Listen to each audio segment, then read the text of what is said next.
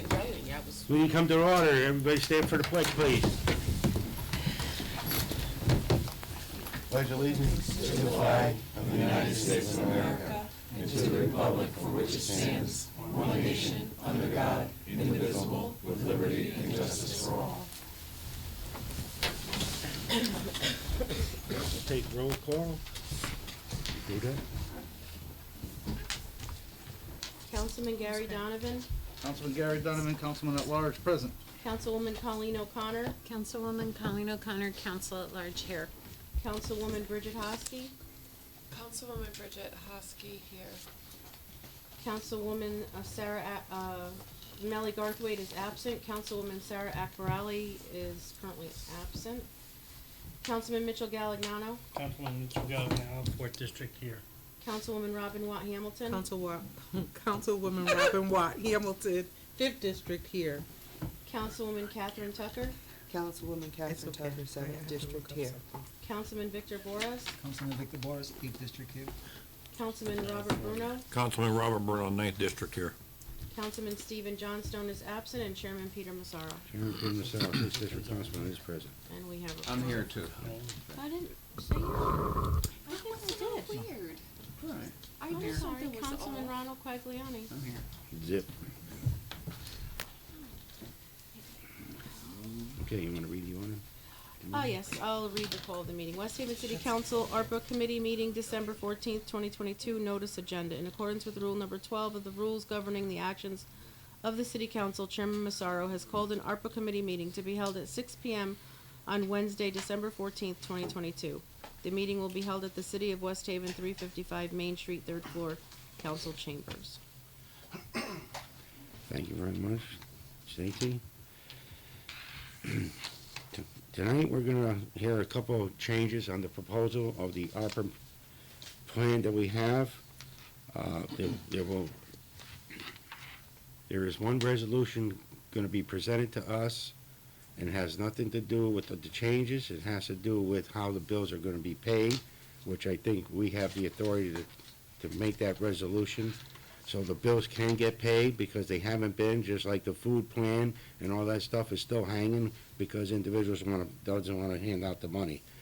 The other items, we'll have to have a public meeting before we do any kind of changes to make sure the public knows about it, that they are not misinformed or not told about it, that everybody be informed in what we're doing. So at this time, I'm going to give the floor to Ken Carney. And if any council people would like to intervene and ask questions as we go, that's what this meeting is all about. So Ken, take it away. Thank you, Mr. Chairman.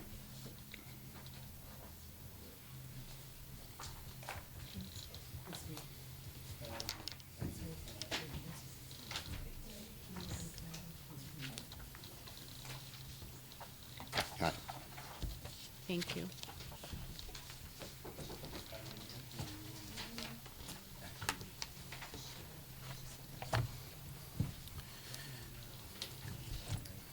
Mr. Chairman, I'm proposing that the council consider changing how some of the ARPA funds are spent. And basically, that concept came from the council, I think. At one of the meetings I attended, I was asked to look at how the money could be used to offset bonding, to take care of projects before they become emergencies and cost more. And I put this together in that spirit, if you will. If everyone goes to page 2, we have what has already been approved, right down to 2023-004, which was the cameras for the 3 meeting rooms. And then everything with a P is what the ARPA committee is proposing the council consider. Haley School ADA ramp, if you turn the page, you'll see 3 pictures. This ramp services the library at Haley. It cannot be used. If there's an evacuation plan, we have a problem because we cannot use the ramp to get out. The front of the school will accept ADA individuals, but when they get halfway through the school, there's actually a chair lift to bring them down to the lower section of the school. this ramp would avoid having to use that. More kids could use the ramp coming in. In the event of a fire drill or a real fire, God forbid, this ramp could be used if rebuilt. So I've got $100,000 down for that. West Haven Field Track and Turf, if you go to page 6, this is AstroTurf off the state bid list.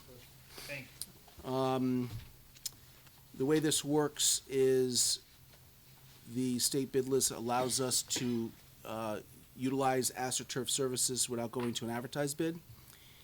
This $2.583,000 is for the replacement of the football field. The track and the softball field would be a synthetic softball field after the drainage is fixed. And we feel we can get this just around 2.5 after we agree to sign an agreement with these guys. Sure. So does this include fixing the drainage, or is the drainage, what did I just say, drainage? Sorry, drainage being paid for by another fund? No, included. Oh, it's part of this too, Yeah, okay. yeah. Thank There you. are some If it was there, I didn't Yeah. see it, I apologize. Yeah, there are some limitations, and you should know that before this process, before we got this price, we hired Castle Booze through a public bidding process. Castle Booze designed this project, so it's already been through design. It is shovel-ready, ready to go, and when it comes to the school, you can't just start replacing this stuff in the middle of the school year. We have a very small window. If we don't put an order in sometime in January, we miss all of '23, and you gotta now go to '24. Presently, the track is unusable. The football field has seams coming up all over the place. The softball field cannot be used most of the time because of wet conditions, and this 2.5 takes care of all of that, and it can be done this summer. So we're asking that the council consider that.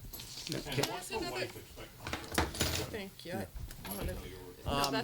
No, I know. Can I just ask about the baseball field? Does that not sustain any The flooding? baseball field, when they did it, there's a ton of drainage there, rocks, Oh, it's fine, it's in really good shape. okay. No, I was just curious, because I know the softball field floods, and I Wet. guess clearly you could tell I don't go to the baseball. So I was just curious, thank you, I'm sorry, Councilman. go. The lifespan of the field that's there was I actually helped put that down 10 years ago with Neil, or 12 years ago, was a 10-year lifespan. We've maintained it the best we could. We've gotten 12 or 13 out of it, but it's past its lifespan. So when we do this, is that the life expectancy? They've gotten better. We're probably looking at 15 years. Okay. But I think kind of, one of the things, if you don't mind me. Sure, of course, this one here, yeah. No, one of the things that happened is, I think when they reviewed the field the last time, they couldn't believe it was only 10 years old because it gets a lot of use. You know, it more like 15 years, whatever it was past its life expectancy, but it was even more so as far as the amount of use that it was, that it takes. Thank you, appreciate it. Activities all the time on that. But I think it's a testament to the people who are working that field. I think that they get a lot of, you get a lot of kudos from people coming in and saying like this field, it's, yeah, they really do a great job. I think Chris and his team, yeah. But again, It's- listen, I go back, I don't want it to steal Ken's No, thunder. please. I go back to when the original turf was put in, probably around 1985, 86. And the original concept was to put aside a small amount each year so you wouldn't have to bond for it. Well, obviously, in a town like this, that's not going to happen. One time we were the only one. Now, it's almost like you've got to have this type of a field in order to compete with other high schools, in order to have phys ed classes, football games. We host a lot of, as you know, we host a lot of state tournament games. It's not one of a kind anymore. It's the norm. It's the norm. We have a great group of people here tonight. We've got Dave Grudberg, our attorney for ARPA. We've got Jack Reagan from UHY, managing partner. Obviously, the superintendent. You've got our commissioner of public works, Tom McCarthy, and we got our finance director. So I felt it important that everybody be here to support or ask questions, give information, whatever the case may be. Moving on, the demo of the skate park. You can see on page 10. that this did go out to a public bid. The advertisement is behind it, and the lowball price is just under $24,000. That is a liability. That's got to come down. It's an eyesore. It's a liability, and we think ARPA funds is the best way to do that. So Ken, is there anything that's gonna go in its place once it's removed? So approximately 25% of it will be lost to the road improvement. Based on we've gone out there and looked at those and tested them. They've sat in salt water for a long time. They burnished off all of the methods of putting them in. Obviously, they're not worth, it's a demo, get rid of. As to what we would repurpose there, I don't know. And I'd be happy if it was green space. You know, I'm not looking for anything, I just don't think more asphalt is probably something that we wanna do. I'd consider, I consider that if we just green it up, I think that would probably, something to do. I recognize that hopefully soon thereafter, there's gonna be a project going through there, raising the road, right? So, okay, thank you. The next one is the Savin Rock Playscape. If you go to page 12, you can see 12 and 13 speaks to bringing that playscape up to the same level that it used to be 6 years ago. The same level that we have at Forest and McCrill and Haley and Pagels. And the concept is that we put a border around it. We put in mulch that is approved specifically for playscapes. We replace the slide that's been damaged. But if you go to the next page, we are looking at this, page 14, we're looking at this sort of painting on the ground. And this is called the groundscape. And if you go to the next page, you'll see the one at Haley. And the administrators are telling us that we're getting a lot more use out of this type of environment, the groundscape versus the playscape. There's no danger, there's games, there's learning going on. Many more kids can be on it at once. And Neil, you got some thoughts on this? Yeah, we really like the concept, and the teachers like the concept. It's nothing to replace, to buy some bean bags or some small materials for the kids to play on this and race. I actually think they're much safer than the playscapes that are mostly used after the school day's over. So, from my perspective, this is a great thing for like recess and constructive games that the classes can play with their teachers.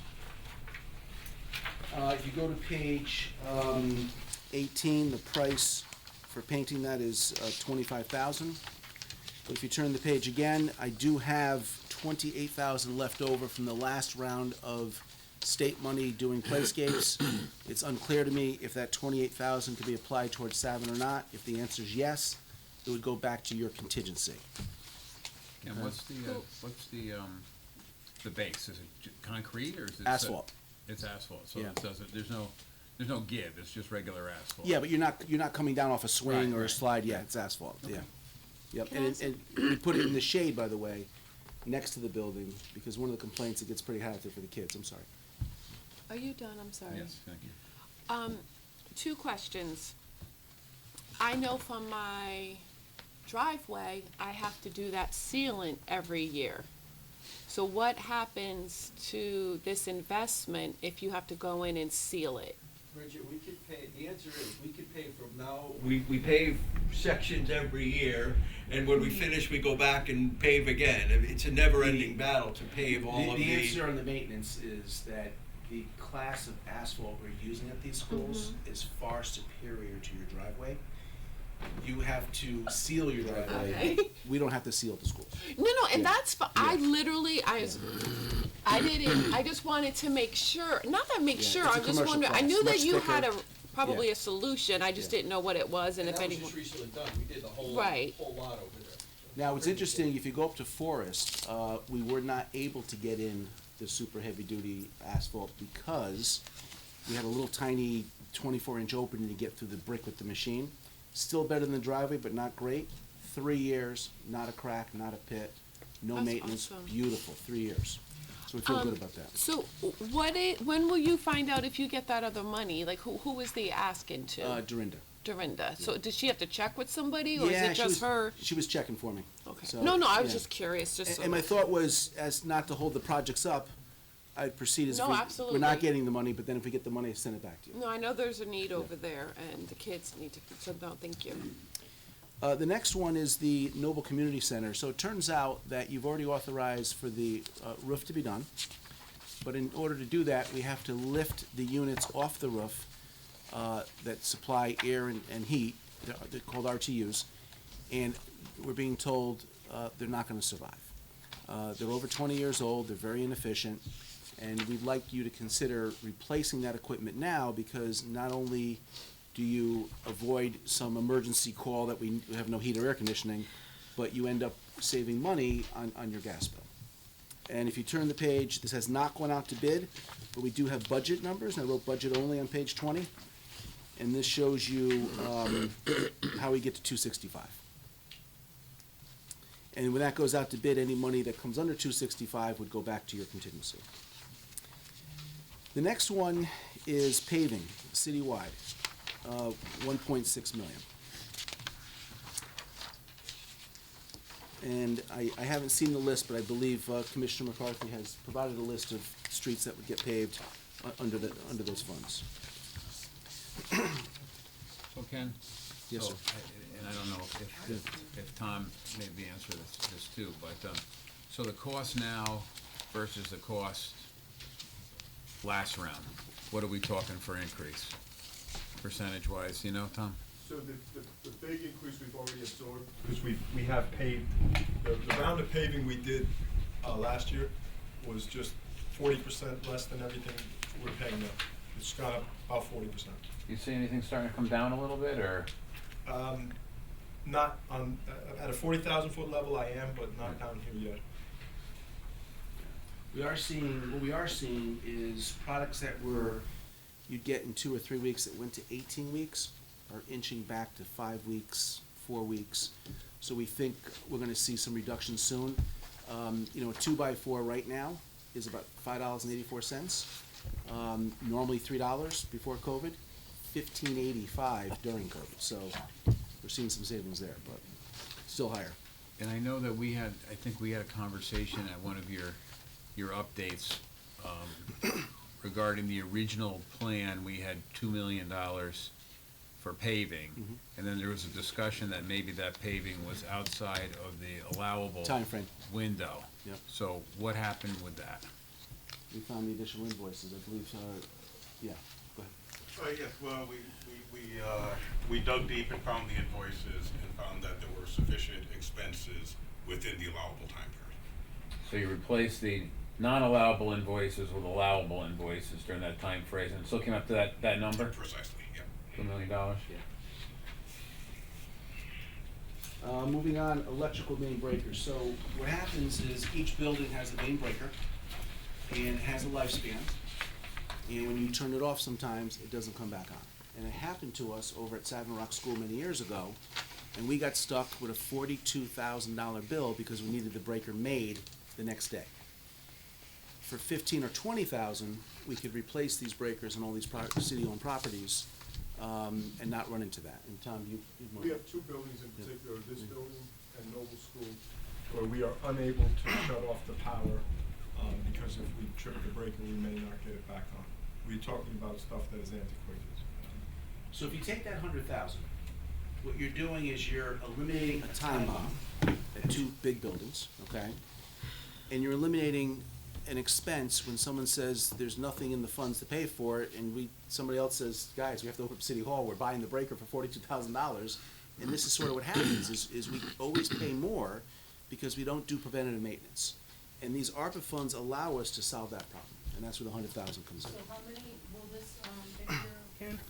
This would take care of City Hall, it would take care of Noble Community Center. We could check the police station, and then what else? We have another building on there, I thought. Are there four? There's three that are definitely of concern, that are critical. I mean, they're all right behind it. Yeah, so if we don't spend the whole 100,000, it goes back to your contingency. This is something that would actually go out to bid. In my report to you on a monthly basis, I'll show you those numbers, but we think 100,000 is needed right now. Kerrigan Boilers, this is a big one. What page is that? I didn't bring anything for that. Oh, I did actually, I'm sorry. Go to page, 22, is it? 22. 22, okay. So we went out to bid, and we have HF Lens Company as the low bidder, and they're in the process of designing replacement boilers and pipes. Now, because technology has come a long way, one of the possibilities is that instead of doing a central boiler or two like we have now, that feeds the whole school, they're gonna explore putting in a heat pump in every single classroom, because every classroom has exterior windows. And when you put the heat pump in, you have to modify the window, which also means a new window. So that's one possibility. And that heat pump would mean air conditioning. It would mean getting your heat off of electricity, and we just put a solar field on the roof over there. So that could be a win-win across the board. Too early in the game to tell you that's gonna happen, but those are the sort of directions that we've given these designers to look at, give us alternatives that make sense, that save us money down the road. Currently, our boilers are shot. Pipes are opening up periodically in the building, and the entire building has to be repiped. It's a steam system right now. We have to go to a water system if we stay with heat, and we think we need 4.2 to do that. What's interesting in this case is if the council approves this for ARPA spending, not only does it fit nicely in the ARPA rules, but it comes off of the bonding. And then if I can start sooner than later, there's a good possibility that I can come back and say, we got the prices for the second round of the 2.1. We don't need 2.1. We might need 1.7 or 1.8. If I'm not given the opportunity with these funds, I have to assume worst case scenario and go for the full 4.2 million. So I think this makes perfect sense for ARPA funds. You save the taxpayer money, you fix the school, you lower your operations cost considerably, and there's a possibility you could reduce the whole project cost by breaking it up this way. Any questions on that one? Yeah. Good. So Ken, again, excuse me, you may have said it. So the 2.1 mil for the boilers, if you're looking at going heat pump way, we don't know if it'll be more than No, the cost of let me this, or clarify. is that- So if we go the traditional way, which is replacing the boilers and all the pipes, Right. we're looking at 4.2 million, worst case scenario. Oh, okay. If we look at alternative possibilities, it could be less, okay? What I'm suggesting is that I asked the city to bond 2.1 and 2.1 a year apart. Right. Because work be done in the summer, obviously, the end of the fiscal year, all that stuff. What I'm saying, if I have 2.1 now, and I can get this out to bid sooner because the money is readily available, the whole project, no matter which way we go, might come in at 3.7. I'm just giving you a number, Gotcha. okay? I get it. So what I'm saying is the 2.1 allows me to get a price before I ask you to bond. Gotcha. That's where we're at. If that makes So the sense. second part, obviously, would be the bonding. We would Correct. bond for that if need, well, we Yeah. would need it if, But it could be less, is could my be is my less. point. Now, most of these projects that you're requesting, all the Ps, these are things that we're bonding for? Well, the 2.1 you'd bond for, the fields you'd have to eventually bond for. Yep. The paving, I think you bond for, I'm not Yeah. the bond pro over here, but I think Yeah. that. No, we do. And I think what happens is the smaller projects either don't happen, or when they do happen because they're an emergency, it takes such a big bite out of your operations that you've got to find other funds for it. And if you notice, with the exception of Kerrigan, there's not a lot of grant money out there for these projects. And no one's coming to us and saying, here's money for your football field. No one's coming to say, here's money for your electrical problems, you know? So the ARPA money makes sense that way. So we're basically asking us to take away from the Art Center, correct?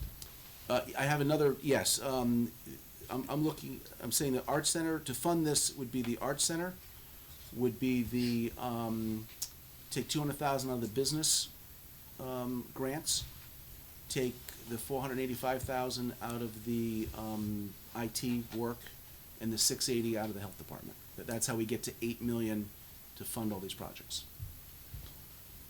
Correct. And so that leaves us only basically 395, is that what you're saying, left over? It leaves you 400,000 in contingency, but more money will be dropping down there as we go. And you Yeah. also have $1 million to the library, that's gotta be settled at some point. And you still have, I believe, the $1,030,000 for EMS premium pay that I don't know if it's gonna be approved or not. Right. And now, no, with the Arts Center, I'm gonna just Yeah. talk about that Sure. briefly. I'm all for having an Arts Center. I think that would be great to have it. Weighing everything out, yes, we're gonna save the taxpayers money first before we start pumping into the Arts Center. But is there a way, like, even that first floor, we don't even know, because we really didn't get any prices on anything, right? Because that's kind of, well, we'll talk about. Yeah, no, so here's what happens, to kind of pivot to the Arts Center. There's nothing in the ARPA rules that says you can spend $3.5 million on an Arts Center. Mhm. But there is a $10 million discretionary fund that would accept that $3.5 million. That means if you dump that $3.5 million into the discretionary fund, you have to throw out paving. You have to throw out a lot of this stuff because it's such a big footprint, okay? Yeah. No, Now, that part I get. Now, the reality of it is that if you take all the projects on this sheet, the one that has the most chance of getting future funding through grants and private donations is the Arts Center. No one's coming to say, you have a bad breaker in City Hall, we're gonna donate to fix Yeah. that. Yeah. No one's gonna say, we're gonna donate for your fields. The Arts Center on its own, the concept opens up the doors to a lot of donations, okay? People fundraise for it. People are in the arts. There's organizations national that provide money. There's future state money that could do that. None of that applies to this list of projects. What concerns me about the Arts Center is, as time has gone on and nothing has been done, the inflation has made it more expensive. It's a huge project. We're talking about excavating the side of the building for ADA access, taking out a huge berm with concrete walls and footings and everything. We're talking about elevators. We're talking about finishing this thing to today's code. The code changed in October, and the energy code has gotten way more expensive, which has eaten into the budget, okay? We don't have a design. They're talking 8 to 10 months to get a design, and then you have to go out and put this thing out to bid. And I'm concerned that you're gonna run up against the deadline before you commit this money. There's a very real chance that you would lose part of that 3.5 million. I'm also told recently that the 1.5 million that we received, I'm not 100% sure, but I'm told $500,000 of it has to be committed to the parking lot for art type things in the parking lot. That reduces it even more. So at the end of the day, I don't think we have enough money to finish this thing, even with the 3.5 million. In the meantime, the other projects on this list are not gonna go away. You're gonna have a problem with the electrical. You gotta replace the field. You can't have a high school without that. There's things on this list that have to be done, so you're gonna have to find that money, and it ends up on the bond list. And there are things that are not gonna be projects that will not be subject to other types of funds, where the Arts Center could be funded in the future. That's my thought. I appreciate that. Thanks for mentioning that. That's all I have right now. Moving on to P9. Oh, I'm sorry, go ahead. You sure? Yeah. Okay. So, I'm just going to ask so that it's on the record, because I get tired of explaining it myself when I hear the miscommunication, so I don't know if you want to speak to it or if you should, Superintendent Mr. Cavallero, is that I've been asked, well, why didn't they use ESSER funds? Why are you gonna use our city ARPA money to put a field in or to do the boilers at Kerrigan? And I explained, well, there are He's not gonna be as nice. He won't be as nice if he says it. You should let me say it, but go Well, no, ahead. I'm ready for having him to say it, because I wasn't as nice either, but I know those are our buildings, there's the city's responsibility, and I would just want you to share with the public who might be watching why you don't have the money for the fields. Yes, well, this worked out very well, because at the end of the day, let's start with the good news, the city's not gonna have to bond for the project. At some point, you're gonna have to fix that field at West Haven High School. We ended the year, and I think I may have mentioned this at the budget meetings last year, we ended the year with enough money to pay to fix the field, which would have accomplished the same goal of not having to bond, but getting the fields going. You know, starting to design and whatnot. At the end of the day, we had signed the contracts and whatnot, but we thought in good faith, we worked with the city and with the promise that they would bond for the money. In my mind, this is a better way to do it without having to bond for it. And why didn't you use ESSER funds? Why didn't we use ESSER We had the funds? money, that's why. What's that? Right, and I just want people. When the project came up, again, it was our intent to use the money that we turned back over to the city for this. And again, that was a one-time deal because schools were closed. Don't ever anticipate another $2.5 million surplus. I mean, think about it. Buses didn't run, there weren't extracurricular activities, there weren't a lot of overtime because there were no activities. So we accumulated, a pretty good surplus. It's not gonna be there this year. Right. That was one time, and that's why we thought, hey, this is a great use for the money. Let's get this done, and let's not have to go to the city. But again, we like working with the city and the administration, and the agreement was that if you turn the money back over to us, which we're obligated to do, we can't run a surplus. We can run a small surplus. I think the council law is about 200,000. We can't operate with a surplus knowing we have it in the bank. So the agreement was the city would bond. Right. Again, this is, to me, the best of both worlds, where you're not bonding, we're getting the field, and, No. again, it's needed. It's. Right. And I understand that. I just wanted to make sure that the residents who might be coming here when we have our public session and say they should have, that they actually have the full story, and that you had the money, you worked with the city, gave them the money, and we were going to bond. It wasn't that Correct. you didn't need the ESSER funds because you had a surplus. So I just wanted to give you the opportunity to speak to that quickly to set the record straight. And I just do- for the record too, we put it in our capital projects. I mean, when we submit a capital plan to the city, it was part of that, just so you're prepared. As were Carrigan, again, when we met with the administration, when we talked to you guys at budget time, we clearly said that Carrigan was a major priority there. And I think I even showed you some of the pictures of what we were experiencing there. No, definitely. We actually had the fields for 2.8 million on the capital plan to be bonded.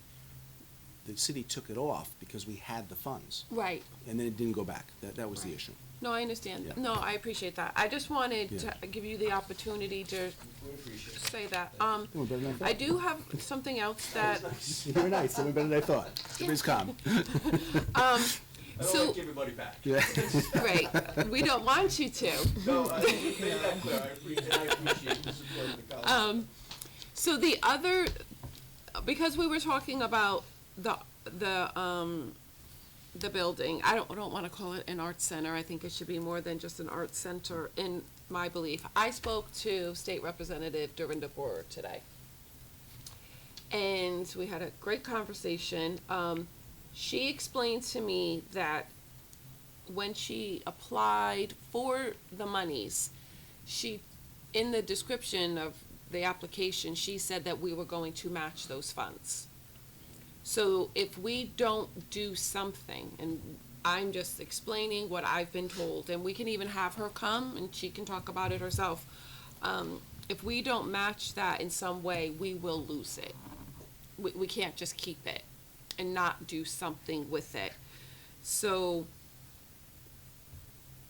I am against zeroing it out. I understand for your sake and what we're doing, I think in the contingency money, I think we should, in my opinion, and we could talk about it further, Chairman, I don't know when, I think we should still try to put some money aside and put some timelines on the city. And I don't even know, Ken, and I know we spoke about it, I think the other day, I don't know why we don't have a project manager. I know when ARPA first started, it was something to hire a consultant to help us with the programming and the projects and all of that. Because I don't think it's something that you and your committee can do. Right. Do we make an investment to start phase 1 and phase 2 and phase 3 of the Arts Center and maybe do some of the other things? I don't know. I don't want to send $1.5 million back to the state if we could do something. She did not tell me about the parking lot. I don't think it's a dollar for dollar match either, right? I mean, it's something It's less. not a dollar for dollar match. It is not. So you're right. So I don't know what it should be, but I do think we should do we should set in a timeline to say, whomever's gonna control this project, I was gonna say, what my father used to say, but I can't say that out loud. You gotta do something, or 4 months, bring a business plan, because I think we've been asking for a business plan for a long time, and just what the, and I don't think that's something you should be deciding. I don't know. No. It's not. And the other thing too is that I don't want to invest the money and it end up looking like the Savin Rock Conference Center. Somebody's got to oversee it. So we invest it, we put it out for a proposal, someone can oversee it, and it's their job to do the work for the city and whatever that relationship's going to be. Okay, I'm done. You absolutely can, yes. Really, at one time, Ken, we were asked if the Board of Ed would be interested in being a part of it and maintaining of it. The answer was no, because that's the other thing you've got to think of. When you put it up there, you're still going to have to pay the electric bills, the heating bills. We're going to have $180 a year. We're going to have custodial help and cleaning help and special events help and all the things that go along with it. And in my mind, I just didn't understand. And I since 2005, I think is when this first came up. You got to tell me, what are you using it for? What are your goals? What do you hope to attract here? So I didn't see a plan that was going to help us on the revenue side of it. It was going to be nothing but a cost to us. So frankly, I wasn't interested in it at the time. Now, again, I don't know, and I haven't followed it. I don't know if there's a committee. I don't know if there are people who are advocating for the arts or not. But I think at the end of the day, what are you going to do with this building, even if you start out with the most state-of-the-art building with whatever your goals are going to be? Right. And so I think. Part of the problem is, looking at this from sort of a global view, this past summer I went down to Bridgeport and I went to an Arts Council event down there. And you walk into a warehouse close to the water, 45,000 square feet, no sheetrock, a little bit of heat, no air conditioning. They open the doors. All of a sudden, beautiful round tables. There's a kitchen in the back somewhere, and we had a great time. And you, as you walked around, you saw areas of this building were carved out for artists. They put up a wall, put up heat. The numbers just don't work. You're putting almost $5 or $6 million into that building. I think it'd be more like $7 million. Lender's Bagel just sold for $1.4 million. What's that place? 60,000 square feet or more? Morgan Lane, a warehouse over there, just sold. Just over $3 million, but 65,000 square feet. It seems to me that that should be like a medical center over there or something. To get it on the tax rolls. There should be a warehouse that you invest the money in, hand it over to a group, let them break it up and make money and do what they got to do. This building really isn't set up for that. It's 3 levels, very limited parking. It could be prime real estate for a tax-generating entity like a medical center or something like that. And for far less money, you could buy a warehouse somewhere and make this happen immediately. So. Thank you. Ken, my comment was similar to Bridget's. I feel totally uncomfortable zeroing out the Arts Center I know that people have been talking and they're thinking maybe if we can just do something with the first floor in order to get the arts community to come in and envision something going on with this building. If we could just do something on the main floor and get interest to come in. That's was the talk that was going around the past couple of days. So I'm not saying 3.5 million we can use with others, but maybe $1 million or $500,000 to leave it in the budget so that we can help them with something. That's what I'd like to see. So, you guys can certainly do that, I mean, obviously, but what happens is this. If you put the first floor together, that means you're doing all the excavation, all the electrical, all the plumbing, all the bathrooms. You gotta put the elevator shaft in, whether you do the elevator or not now, otherwise you're tearing that apart later to do the second floor. It's not that simple. The building is a bit of a nightmare. It's 15,000 square feet, 3 floors, no parking, completely gutted, problems with access all over the place. It's a huge investment. It's the wrong building, that building. It really is. You know, I mean, if you had a, you know, like Hartford Healthcare, I know they just came up in Allentown, but use that as an example, sell them that building and let them put in an office park or something. It's more suited for that. You know, and I'm afraid that if you commit to the full $3.5 million, I really believe the building will not be finished and usable. That's the problem. I'm all set. Yeah, I mean, to me, the buildings doesn't make sense to me, because Right. it's appraised at $500,000, $516,000, and we're gonna dump in $4.5 million or $5 million into a building that's appraised for $500,000. It doesn't really fit the needs of what we're trying to accomplish. Right. So I think if we went around the table, and I'm not gonna put anybody on the spot, because I'm only gonna talk for myself, I think the arts community is vibrant. It can be more vibrant, and if we could give them a space where they could put on their programs and their displays and their events, I'd love to do that. I just think that's the wrong place. I don't know 100%. how it originally started. Right. I know that the city bought the building. I think there's some renovations done in it, but nothing, there's no stage or special lighting or whatever at this point that we can't just put a shingle on the building and get some revenue and take that revenue and put that towards another appropriate space that's already ADA accessible, that already One floor, has, right. you know, the ability to set up for these type of events. So the issue for me isn't that you know, should there be an arts center or a community center or arts and community center or not? It's where is it going to be, and is that I mean, just because we went down the road and have been down the road for all this time, listen, I'm not proud to say that, oh no, well, we're down this road, so we have to continue going down that road and jamming that square peg in that round hole. I'm okay with, hey, listen, before we dump, you know, more money into this, let's reevaluate. Is this really the right place? I get it, it's downtown, you know, that's nice. We need something to start some type of revitalization, but, you know, I just don't think that that's the right building, and I don't think that's good managing of the money to put $6 million into a building that's appraised Into at $500,000. 15,000 square feet, with a basement and a second floor. The main floor is, you know, 5,000 square feet. And yet you have, like I mentioned earlier, warehouses to the tune of 60,000 square feet, heated warehouses with more parking than you could ever fill up in town, selling for less than it would cost to remodel that building. Yeah, and I think 6 or 7 months ago, I had asked for a proposal, a plan on how, and it doesn't even have to be contingent on that building, right? We want to be able to have an arts and community venue in the city of West Haven, and here's how we're going to accomplish it. Here's the overall administration and of the building. Here's the size of the building. Here's the programs that we feel should be part of that building. Here's the projected cost to purchase or lease that building. Here's the projected monthly expenses in order to get an idea of what that's going to cost on a year-over-year basis, and we don't have any of that.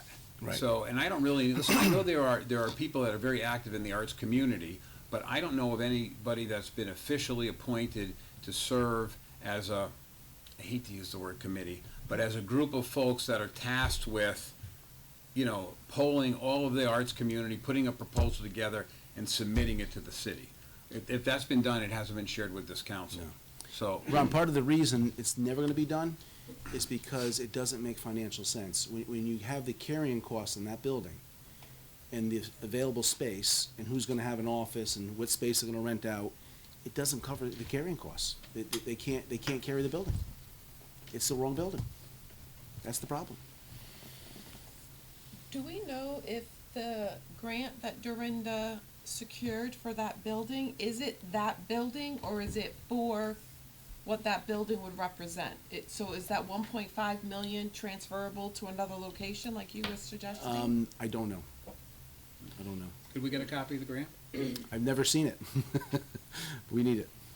Yeah. Yeah, we need that.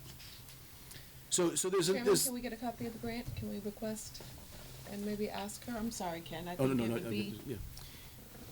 There's an opportunity to sell that building, use those funds to put it towards a real building for the arts, all on one level, bring in tax revenue right away, don't deal with any of it. A major headache would go away. There's an opportunity to maybe, in the next 24 months, to put additional funds into, after the sale, to, out of ARPA funds, things like that. A lot to consider. But I think putting any money into that building, you'll never see the end of it. Ken, I would ask you, for me personally, that if you could take these 12 projects and prioritize them for me, because I do think I want to keep some money aside as a good faith effort, showing that I am serious about, doing something for the arts community. But I just would, and I'm not asking you to do them now. I understand. So, and Mr. Jackson, I've kind of quickly totaled up some of the, 3 or 4 of the bigger projects, and they're $6.1 million. So I would hope that when we get, I would expect that when we get the bonding package, that it would be $6.1 million less than what it would normally be, as opposed to adding other projects to bring it back up to those $6.1 million. That is the case.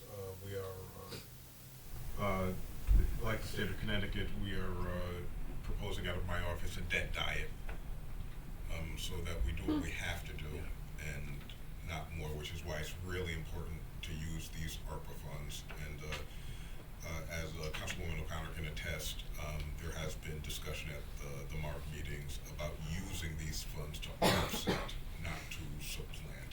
Right. On Thank that you. side. Thank you. Yeah. Yep, thank you. Councilman Bruno? Ken, you said there's a carrying cost on that of about $181,000 a year just to keep it. Yeah, I had done a budget and I did not bring it with me tonight, and I'm going from memory. I think it was 226, now the more I think about it, because here's what you got. You've got sprinkler, elevator, fire alarm, quarterly inspections, right? You've got, the utilities. You've got to put money away for capital. You've got, a janitor or custodian in there, cleaning up after these events. You know what we put in that building back several years ago to even get it to look the way it does, which is not even close? Off the top of your head, you know what was put in that? I remember we bought it, I think, for $500,000. And then what we put in it for the roof and all that? I don't know. I wasn't here for that. Okay. No, I would agree. I think that it, to Mr. Quagliani, Councilman Quagliani, that wouldn't make sense with that particular building to put any more in it at this time. Even if you had a big event there, you don't have the parking. People have to park over here and walk over there. Thank you. know? Nothing else. Is that, my personal opinion on that is, I'd like to see an arts center come to the city, just like everybody else is, but that building's been there, I think, more than 10 years. It hasn't moved, and nothing get done. The only thing- 17 years, Pete. Okay, 17 years. Mr. Chairman, 17 I years. want to show my age, but anyways, you put a roof on it, and that was it. And it's been like that for years. There's more birds in there and more squirrels in there. Nothing has been done. It hasn't been touched. You try to get somebody to give us a plan how much it's going to cost to redo the whole place, renovate it. Nobody come up with a plan. Then I heard somebody did have a plan, and he's trying to charge ARPA $900,000 to get a plan, I mean, you know, it's ridiculous. It's getting out of control. And it just is almost like like all the schools we're selling. They've been vacant for 33 years, and we get rid of them finally, instead of selling for $10 a piece. Marb decides they don't like the prices. Well, they've been empty for 30 years. Yeah. Now we're selling them, and now you don't like it. But it's the same thing like this center. It's been there for 17 years. Nothing is being done. We're gonna sink more money into it, and we don't even know how much we're gonna get done with that money. This here is gonna save taxpayers money. It's gonna knock down our bonding issue. Yep. And we'll get things done on our infrastructure of this city, which everybody is complaining to us. Streets, certain things, the senior center. These are things that all the taxpayers could benefit by. I understand certain taxpayers will benefit by an arts center. I agree. But if you don't have it, you can't get it. You gotta live without it, that's all. That's all I got, it's my personal opinion. Sure. Say something too, as far as the art center, I don't wanna see that large amount of money go somewhere and say it's still not completed. Yeah. To me, that's not a good, steward over the money. I think the arts is a great thing for our city, but this may not be the best plan for it. Robin, on that point, you know, is a real possibility if you sink the money to the Arts Center, no one in this room is gonna be here to see the end of it or control the end of it. That's a real problem. These projects, we could finish under your watch quickly and benefit the taxpayer immediately. That would have been my next question. Are these gonna get done? These will get done, yeah. I mean, the whole ARPA plan, I want it done before. So do I. That's why I'm here tonight. I heard there's a lot of tie-ups on it. A lot of things are not getting done because checks are not being made out. I would like to address that, and I brought these gentlemen to do that. I'd like to finish the list if Yep. I may. All right, so moving on here, real quick, Maglocks. So it turns out that when we redid City Hall a few years back, we brought Maglocks in. An employee on that end of the building has a card, they swipe it, they get in the building. On this end of the building, they have a key. It makes no sense. It's a little crazy. For $75,000, we'd like to bring the Maglocks down and address the rest of the building. God bless you. Storage shed for the police department, this is sort of an issue. The police have no place to put the boat, no place to put the command center, and they have a large assortment of signs that they're in charge of that sit outside and get weathered. Because we'd be creating additional space in the police department by creating an unheated space as a storage area, it may not have to go into the discretionary fund. This could actually go into the ARPA part of it, so that's kind of nice. And we think $275 would solve that problem. The locker room on College Street is pretty bad. I'm gonna let Tom speak to that, but I just wanna say before I do, you know, I've been out there with an infrared camera. We're heating this thing with oil. There's a truck in the back they gotta keep at a certain 65 degrees, and I'll show you the heat just coming out of the building. So we got locker room issues too. Sure. So this building was originally a WPCA building, sewer plant. They kept the jet truck in there. You cannot let it freeze. It's very bad. It is also the only locker room I have for 681 employees. The issue, some of the issues that we have, unfortunately, is right now half of my workforce is out because they congregate in this room in the morning, and the flu is just devastating. So I also do not have any place. We are the only place to open 24/7 for our police department. They come, they fuel up, they use the bathroom. There is no ladies' bathroom, so it's quite an issue for our female officers. Unfortunately for me, I at this point don't know what I would do if I actually hired a lady to work at Public Works because I don't even have a set of lockers. So those are some of the main reasons I need to fix up that particular building, and we're probably spending, I think, Rob Sandella told me it's over $12,000 in fuel just to keep that thing going. This remodel would cut that fuel down to about $4,500 because it's an uninsulated building. That would include men and women's Yes. facility? Yeah, for $275 we could do all that. Yep. And the last one is on page 23. So back in May of '22, we brought a company in, and they surveyed the aluminum stands at Veterans Field. They found deficiencies to the tune back then of 40,000. It has now grown to closer to 60,000. And very soon you're gonna get a phone call that says, we can't use the stands anymore. And then it'll be an emergency, and then you'll spend 80 or 90,000. So what I'm trying to do is find projects that will save you money, and this is one of them. And we think 60,000 will take care of that. Yeah, I have a question. It's probably not gonna be popular, but, Veterans Field is used by Notre Dame, correct? Yes. Are they willing to give any money towards this project? I am enemy number one for Notre Dame. I've gotten a ton of money from them. They gave me 25,000 for the emblem. We've hit them all along. The locker rooms. The locker room, yeah. All right, I didn't know, that's why I Oh, asked. yeah. They're paying 10. On top of that, yeah. The bigger challenge we have, if I can speak freely for a moment, is once we do this repair, if we don't change the behavior of it's the home, if you look at the report, it's the home stands. So it's very difficult when you're in the third quarter and it's a popular game. I don't know who's going up there saying kids don't jump on the stands. We'll be right back here again. And I did the inspection because I'm terrified that if one of those seats, they stand on the seats, if that seat collapses, you'll have a real big problem going forward. So I'm desperate to get this corrected before we have an issue. Well, we'll be responsible for that. Yes, we will. Thank you. So with that, Mr. Chairman, I'm gonna give everyone a copy of the resolution. I know you can't vote on it tonight. This is an example of what the ARP attorney wrote up.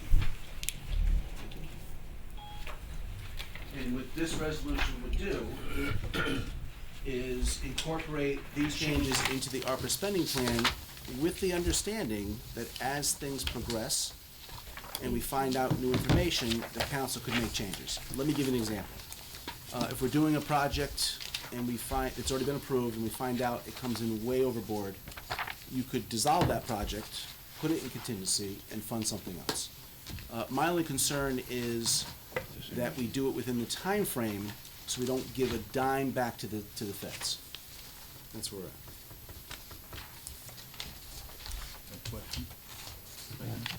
at. This is for the lawyer, just, probably a stupid question or whatever.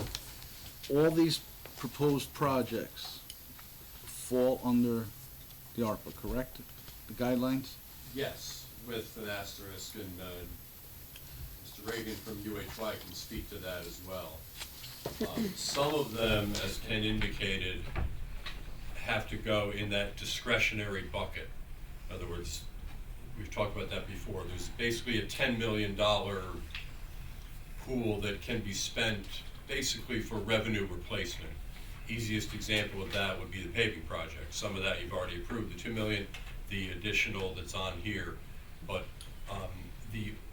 most of them, based upon our analysis, would not have to go into that discretionary category and would be qualified expenditures under ARPA.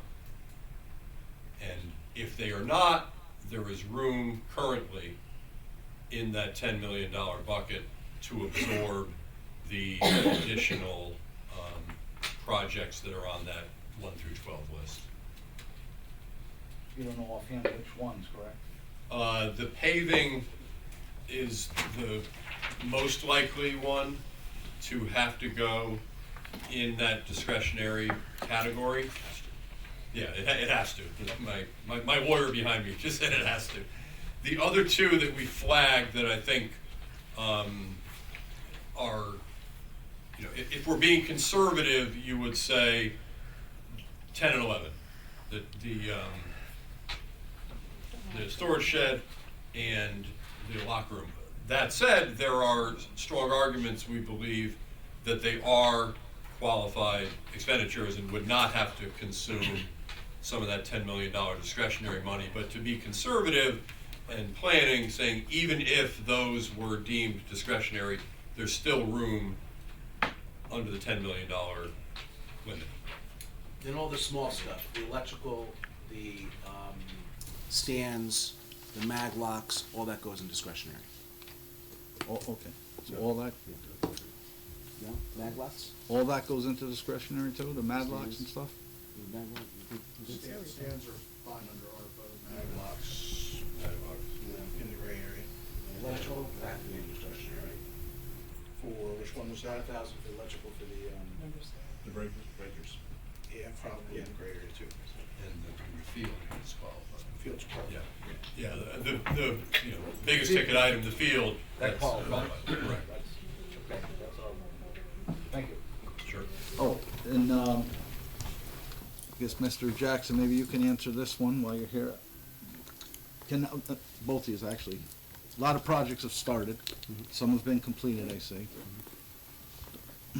Is there a reason why, I see, like, partial payments, is there, are we gonna talk about that after, is that? Yeah, so or- let me just jump into that if I may. The first thing you should know is And before you jump into that, Yep. could I just go back to the project? So, Sure. I think Councilman Donovan has a good point. So could we have a breakdown of what projects you have in the qualifying bucket and what projects you're going to have in the discretionary bucket? Because I think that matters to me, because I think some of that room is being made by some of the projects that we're removing from there, right? Yes. Yeah, so if we could see that, that would be helpful before our next meeting. So we've actually started it on this side. We haven't brought it down for the new projects, but we will. See it there. What's important is when you see this green line, it shows that ARPA has recommended those invoices be approved.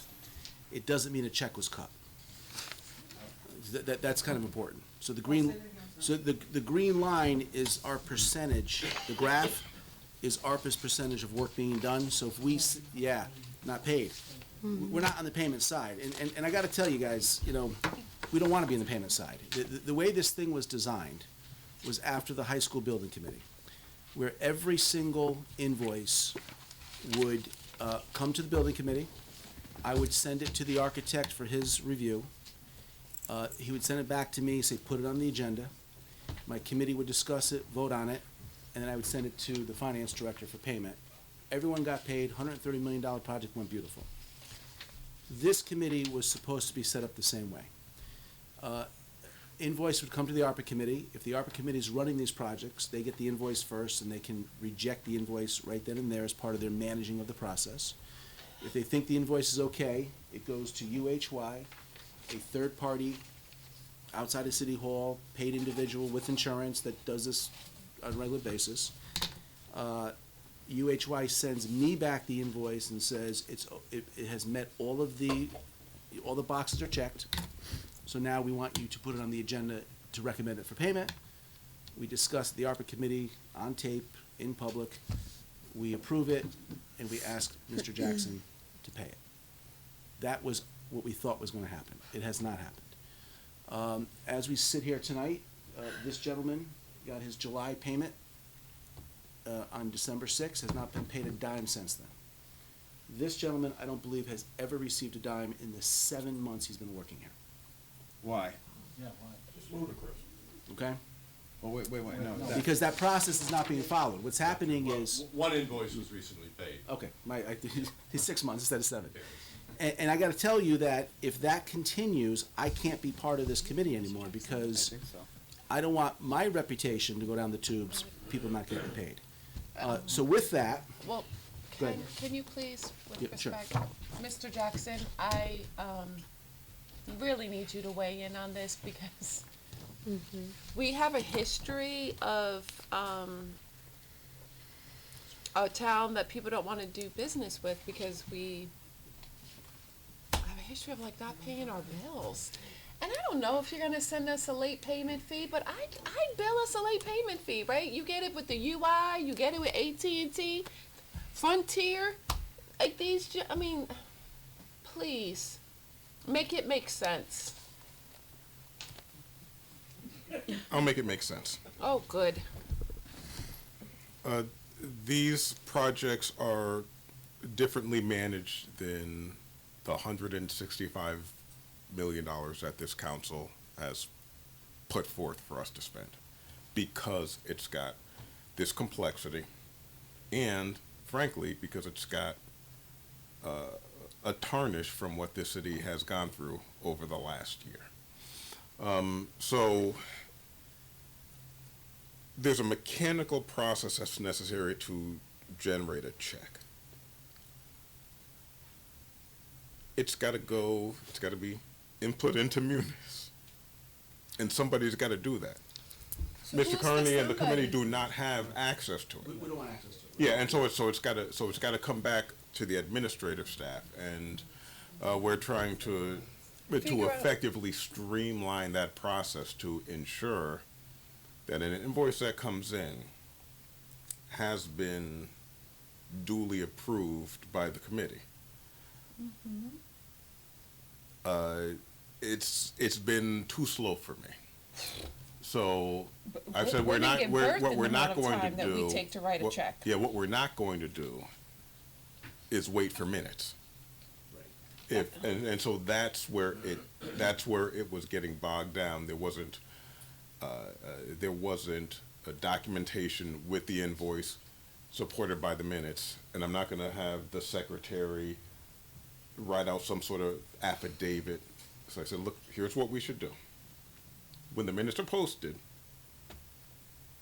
we will download the minutes and keep those minutes in a separate pile, separate from the request for payment. Might I ask a question? Certainly. Isn't it this gentleman's job, UHY, right? UHY? Oh, good. To ensure that those invoices and all of that is on the up and up, and aren't they insured to make sure that we are doing this all right, so that if something crazy happens with respect, it's kind of your fault? Like what it, right? I mean, essentially, like, he's the auditor, like, he's the one that's going through and approving all of this. Why are we as a city getting in the way of that job? What we ask of UHY is to say, is this expense covered under law? And if Okay. UHY says yes, and the committee says, yes, I want to spend the money, those are two separate functions. Okay. And so what we're trying to do now, based upon some of the things you've heard, is try to figure out how to not have to go all the way from A to Z, but instead create a document record that is still valid and worthwhile without waiting essentially 7 months? Yeah, Because or we at least 60 days between a meeting and us being able to get Right, but the minutes. It is just mind-boggling to think that 7 months later, that these professionals are waiting for us, and I don't know who's getting in the way, and I No, it's not. appreciate the It's- diligence. It is not an acceptable circumstance, which is why we are changing it. Excuse me, may I say something, Mr. Jackson? Excuse me. It's very simple. If the committee is doing the project, and the project gets done, he gives it to UHY, and Mr. Grubberg turns around and says everything is up and up, UHY says everything, then it goes to you, and you just pay the bill. What's so hard about that? Go to one, two, three people, the most, and then write to you, and it should be paid. Why does people gotta wait 7, 8 months? This money is hanging around.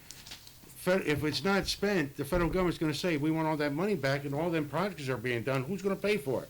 It is our complete intention, and one of the reasons why I'm here today is to support the notion of advancing projects that are clearly deliverable, so we can get this money out the door.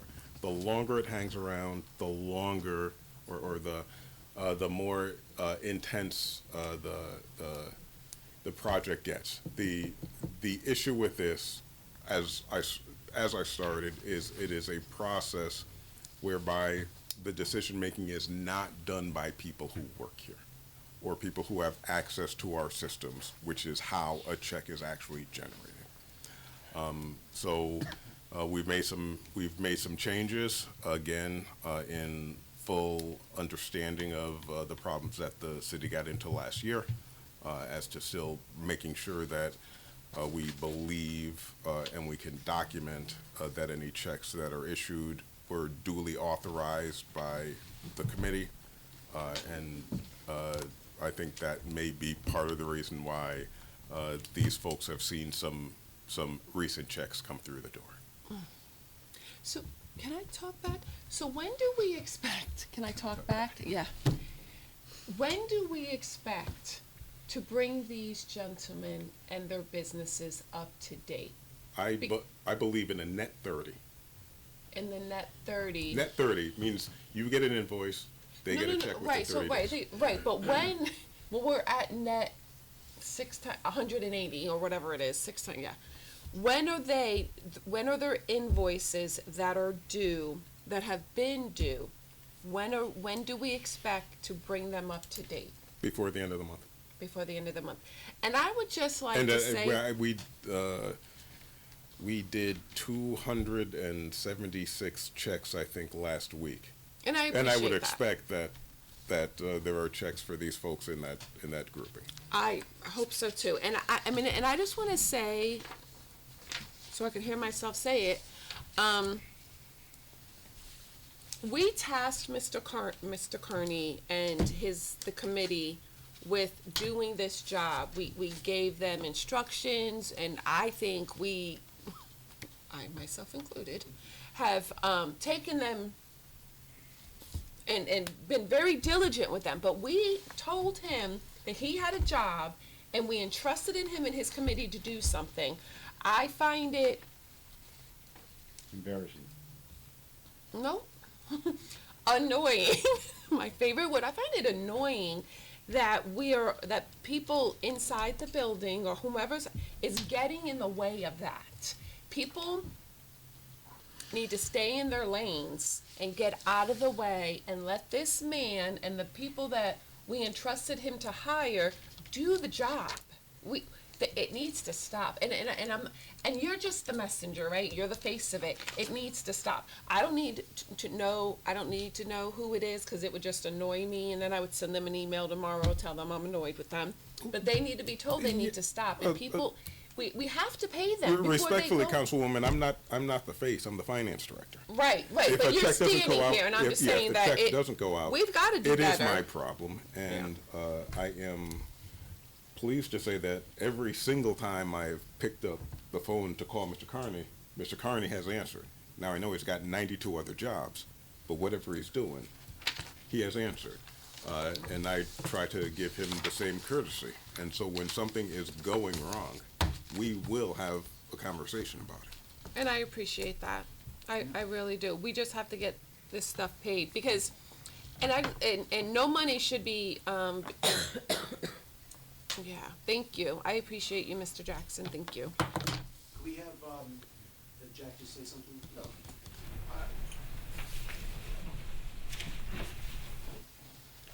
Again, Jack Regan, REA-GAN, no relation.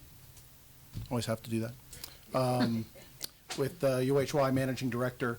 Part of the reason that you asked why we've stuck around is because of the confidence I have in this council and the committee that you have set up and delegated that authority to, in the process that the West Haven has undertaken to do the project bidding, the project analysis, the review of all the contracts that come in public.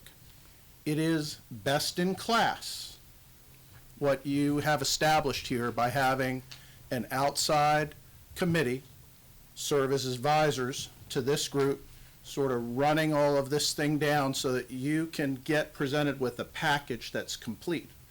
If I weren't working for an outside advisory committee like that, I would have had to strongly consider. But the process, the way it has been set up, and I'm doing this for not only West Haven, but 5 other localities in Connecticut, 20 across the United States, and 1 state. So this is something that we are doing actively around the country. And this framework that the city has set up with an outside committee who has applied or submitted ethics forms to the clerk for filing. The deliberations that they have in public meetings is all best in class. And that's why I've stuck it out, is because I believe in that. And I mean, I'm the type that's not going to cut and run from this. I believe in what you guys are trying to accomplish with this. This is transformational money to your city. And, you know, we're pleased to help. But I wanted to make sure you knew why we were staying, and what you have established is absolutely part of the best in class, what I've seen out there. Thank you. No, thank you. Yeah, we don't get a lot of that. Well, I will admit that I have had some people saying, "You're working with whom?" out there, and I said no. And I've pointed them back to this framework that this council has set up with this committee led by the chairman as one of the sole reasons to why that we have done this. So again, not trying to blow smoke, but want to commend the council on what you've done to set this up. Thank you. Before Thank you you leave so the much. podium, I got a question to ask. This money, ARPA money, was given to 169 towns in this state of Connecticut. Yep. It's not a grant.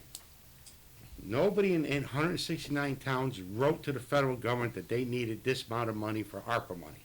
Just showed up in your bank account. It was given to by the federal government to help the cities that probably had problems during COVID. My question is this: why does this money have to go, when we spend it, go in front of the MARB, when it's not grant money, it's federal money that gave to us to straighten out certain things in the city? I can't speak to the MARB, maybe David can, but I can't speak to why the money has to go or doesn't have to go into the MARB. I think it's totally ridiculous.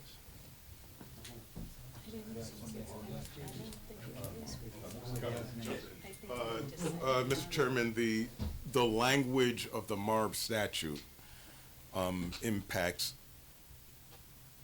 every dollar that comes into the city coffers. So if we're going to expend anything, as long as it is resident in our coffers, even for a day, even for a minute, if it exceeds that $50,000 threshold for MARB, that's why, because it's coming out on a City of West Haven check, and that's what the statute says. Well, then, Mr. Jackson, let me ask you this question.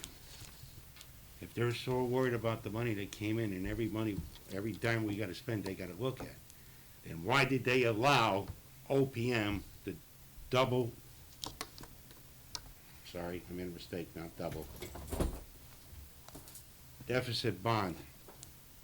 Why they allow that in the previous administration that put this city in the hole, but they're worried about how we're spending the money, that we're keeping a more close look at it, and plus we got you that I know is watching every penny that goes through this city right now. And So they should clean their act first before they come starting trying to clean our act. And I was on the MARB board that approved the deficit bonding because the city had frankly been rolling 8-figure deficits for we many got years, smoked. and nobody could understand how the lights were even still on. We got smoked. Yeah, That's how it happened. it had to get cleaned up. Thank you. Thank you.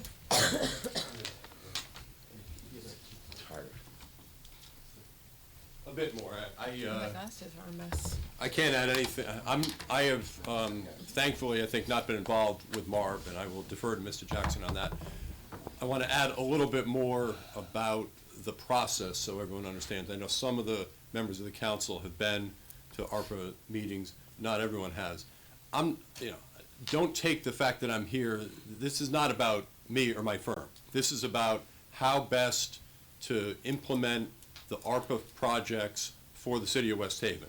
I was engaged right around the time of the Cohn-Resnick audit, and our mission was to ensure that things ran properly, in compliance with all applicable regulations, and openly. That may be the most important part of all of it. If I had any concerns or questions about how that has proceeded since I've attended every ARPA meeting since April. to your point, Chairman Massaro, you talked about, we've got invoices, they're reviewed by Jack Reagan, UHY, they're reviewed by me, why shouldn't they be paid? The process actually goes beyond that. Every committee meeting that we've been to since invoices started arising, Mr. Carney arrives with a big old packet, a lot thicker than this one typically. They are reviewed by all of the committee members, discussed. If there are questions raised, they're answered, and it is the subject of examination. And it is only after that process that they are approved for payment. So the entire process is, in my view, designed very well to avoid, to be open, to be viewed by anybody who wishes to see how it flows, and to ensure that monies are spent only after proper review and approval. These packets are not just handed out at the meeting, they are on the website for the ARPA committee, as is essentially every penny that the committee has reviewed based upon the projects that the council has entrusted the committee with to say, make this happen.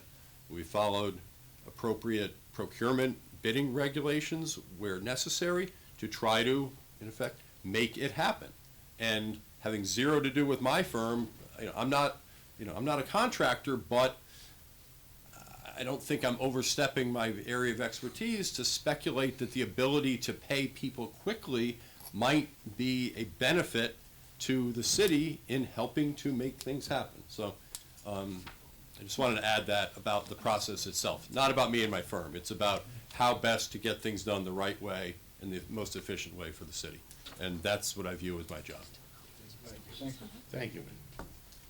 I have a resolution here that I just spoke to Mr. Jackson about, and he says this would not hurt the process. It may help it. I'm going to pass this around.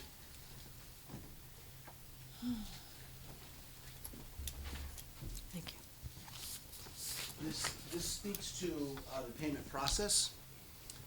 And I just want to point out that the problem is 169 towns and cities did get money from the feds, and we're competing for vendors with those cities. And when word gets out that no one's getting paid, either they throw in a highball price or they don't bid at all, which means you pay a price anyway. It could be as high as 20%. So if we want vendors to perform, I want to say to the vendors, listen, we have the money, we're going to pay you within 30 days. They'll come, they'll bid, they'll give us good prices because that's attractive to them.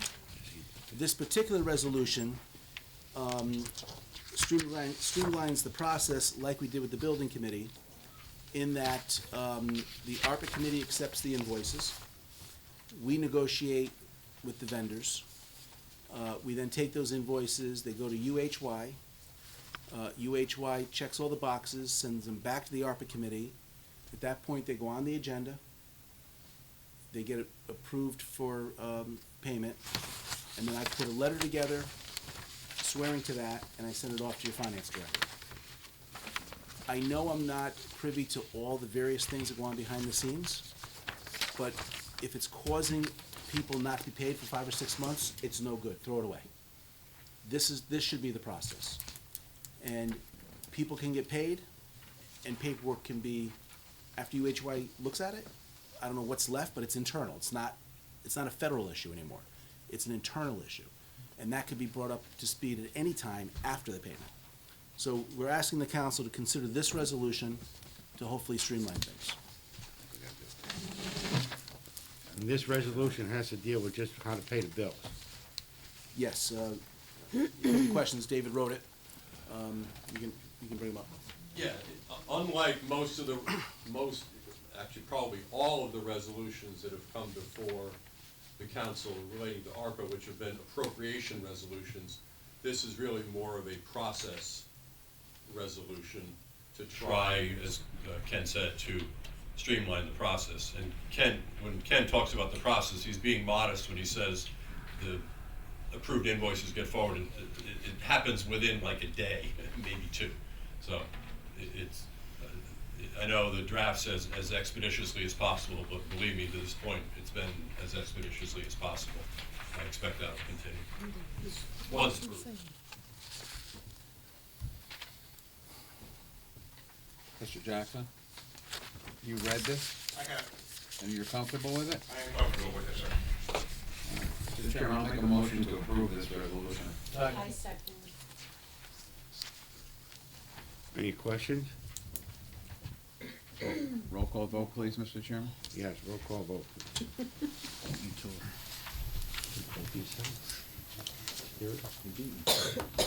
Oh, could Stacy read it into the record before we vote on it? Or somebody read it into the record? Yeah, I don't mind reading it, I'll read it. Thank you. Whereas the city is in receipt of certain coronavirus state and local fiscal recovery funds, hereinafter referred to as ARPA funds.